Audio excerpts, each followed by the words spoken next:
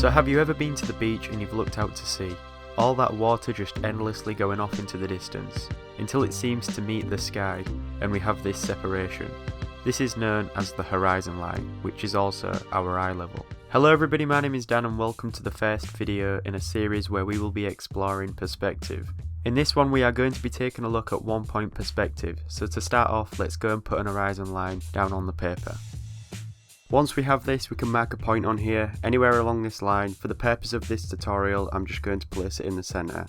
This is known as the vanishing point, and it's called that because it's the point where all the receding parallel lines in our drawing will converge and disappear. Now let's just take a quick look at this image to see if we can recognise where the vanishing point would go. On this image, the vanishing point would be right around here because this is where all the lines meet and disappear. So going back to the drawing, what I'm going to do is draw a square at the right side of the vanishing point, and I'll also place it pretty much on the centre of the horizon line. And I'll explain why I've drawn it here in a second. It doesn't have to be a perfect square. I'm using a ruler because I'm not that good at drawing straight lines, but you can also do this freehand. So the next thing I'm going to do is draw a line from each corner of the square to the vanishing point. By the way, the square here might seem a little bit skewed and on an angle, but that's just because of the camera lens that I'm recording with. But anyways, once we have created these lines, we can already see that it adds some form of three-dimensional depth. And what we can do now is just turn this square into a simple cube by using these lines we just created as a guide. I'm drawing the left side of the cube, and you might notice that this side, even though it appears like it should, it's not actually the same length as the front side of the cube, and that is because of foreshortening and the perspective. So I usually just line it up and estimate what looks about right, and then we can just continue drawing these lines around here until we have the framework of a cube. So we have a basic shape here and we can see the left side of this cube. Now the reason why we can see this side is because we placed our shape on the right side of the vanishing point. So now I'm going to create the exact same shape below the vanishing point, and this time we will see the top of the cube. Remember that our eye level is the same as the horizon line, so it's essentially like we are just above the object looking down.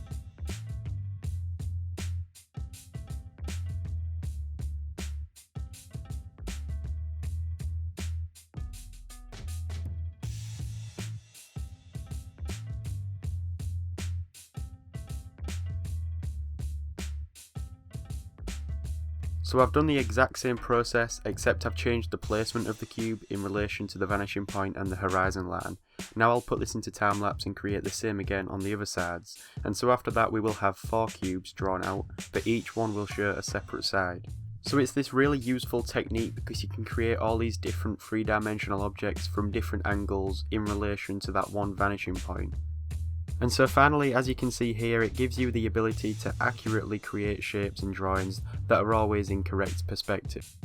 Okay, so moving on from this, even though this is the exact same thing as what we had drawn a minute ago, I've just brought it closer so we can focus on this cube that's on the right. And so we have this framework, and what we can do is we can use this as guidelines to draw in and create some other forms and shapes. So we have to make sure everything again relates back to that vanishing point, but what I'm going to do is I'm going to draw inside this framework of the cube here, and I'll go ahead and place another line around here through the top of the cube that acts like some kind of lid for a box, and it almost looks like one of them chests that you get in Minecraft, but that's not what we are drawing today. So when you create these lines, make sure you have them directed at that vanishing point, especially on the x-axis as well.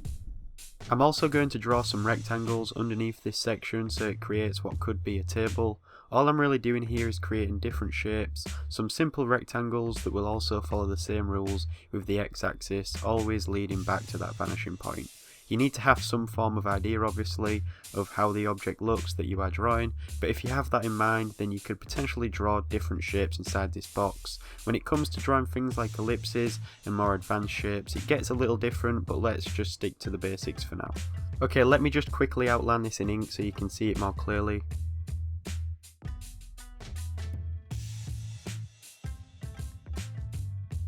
And there we go, we have drawn a simple table using 1 point perspective, and we have really just used the frame of our cube to do this. What's cool is that we can create more cubes anywhere around this page and create more objects, but another thing we can do is actually build on this object by adding some more shapes in perspective. So I'm going to draw a simple rectangle above the table and turn this into a chair. Again, I'm always using the vanishing point and drawing all the x-axis lines to that point. You'll notice that this time we are actually going higher above that horizon line, which is our eye level, and so we are looking at the chair from that level. It's like we are almost laying down on the floor looking at the object. It's just using the exact same rules but applying them to different shapes that we make. The higher we go above the vanishing point, the more of the bottom of the shape we will see. So let's add some ink to this and then go on to the next thing that I want to show you in this introductory video. Okay, so we have our chair drawn out. Now let's move over to the right side of this vanishing point. I'm sort of repeating the same thing again, but I'm going to create a more rectangular shape this time and also add other rectangular shapes to it to create an object. I'll put this in time lapse because hopefully you understand what I'm doing here. I'm basically doing the same thing but on the opposite side, so we will end up seeing the right side of the shape we are drawing.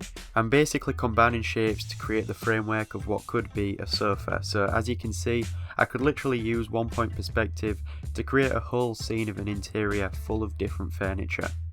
But there we go, we now have the sofa and the chair drawn out. What's cool about this technique is that you can create simple shapes which result in great looking drawings that are always going to be accurate if you use the perspective. You can also use these perspective lines as a grid or a guide to create more complicated things that you might want to draw inside them.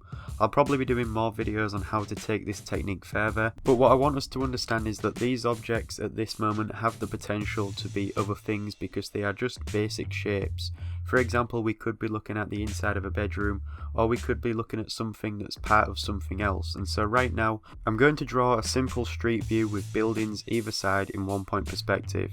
But I'm not going to start again, instead I'm just going to use these shapes that we've already drawn and turn them into the buildings. So using the vanishing point, I'm going to add some more shapes around here, mainly behind these ones that we already have drawn. I'm going to use the vanishing point to create a center line because we are standing in what could be the middle of a road. And so like usual, I'm always using that 1 point and drawing all the x-axis lines to the vanishing point. The vertical and the horizontal lines will always be going in the same direction. I want this just to be a simple example so you can get an idea of how you can actually use perspective in your drawings.